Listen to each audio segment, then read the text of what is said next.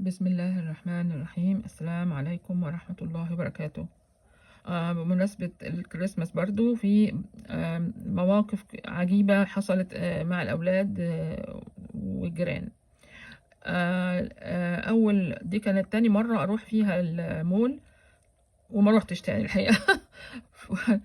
فرايحين المول في الكريسماس. أنا بنتي كانت لسه يا دوبك عندها سنتين، حطها في العربية وبتحرك بيها يعني. هي طبعا كنا كريسماس يعني شتاء يعني برد، فلابسه الجاكيت بتاع البرد وحاطه اللي هو الغطا بتاع الراس ده على راسها، فبدأت تبقى حرانه، فقمت يعني منزلاه على اساس يعني بلاش تبقى حرانه على الفاضي، لان يعني الدنيا دافيه جوه. فاللي حصل انه انا يا دوب عملت كده وسامعه، انا ما خدتش بالي، اتنين ستات عواجيز واقفين ورايا بيشهقوا كده.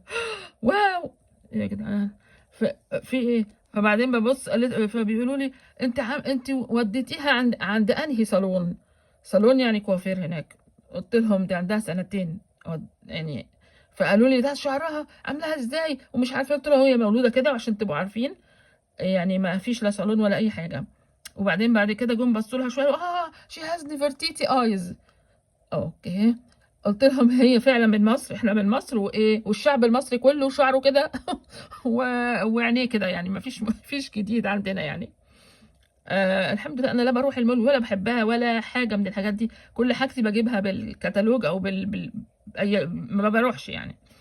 بعد كده مثلا ابني كان عنده 3 سنين فبيعمل الكشف، فالمفروض انه يعمل كشف للسمع. فاللي في كشف السمع ده هيحط الدكتور هيخبط حديدة معينة في حاجة وهتعمل ذبذبات ويحطها ورا ودنه. فعمل كده وبيسأله بيقول له يا ابني انت سمعت حاجة يعني؟ قال له اه. قال له ما انتش خايف يعني من الاختبار ده؟ قال له لا، انا مش بخاف، انا شجاع. ما شاء الله عليه، بالعربي، كان كل ده كان بيقوله بالعربي. آه دي يعني انت بتحس ان تعبك ما راحش هدر يعني. ما دي كلها هي القصص اللي انا عماله بحكيها لهم بالليل ومش عارفه ايه والكلام اللي هو دوت. الحمد لله. على النقيض بقى وعلى العكس، في ناس من الجيران اللي هم جم استكنوا في الدور اللي احنا مأجرينه تحت ده. فالاب مصري والام من جزيره ما في الخليج، في المحيط يعني. مش المهم يعني ابنها كان من سن ابني وبعدين بس هما كانوا لسه يا دوب جايين. هي جايه بقى طالعه علشان تسلم عليا وكده. وفجأة لقينا الولد ده بيجري ويمسك بنتي وبيعضها عضة جامدة جدا من بطنها. وطبعا يعني جاب دم الحقيقة، وما عرفنا امه نفسها ما عرفتش تشيله الا انا وهي في الاخر شدناه مع بعض. اوكي، طب ده ولد بيتربي ده؟ يعني ده عيل عنده مشاكل يعني. انا شفت بقى، عرفت السبب بعدين. الام عندها عربيه وطول النهار شغاله بره بقى، عماله تلف وتدور بره، بتشتري بتعمل بتتنيل. وبعد كده هو فين الوقت بقى اللي العيل ده ولا بتشتغلش؟ فين بقى الوقت اللي هتربي فيه؟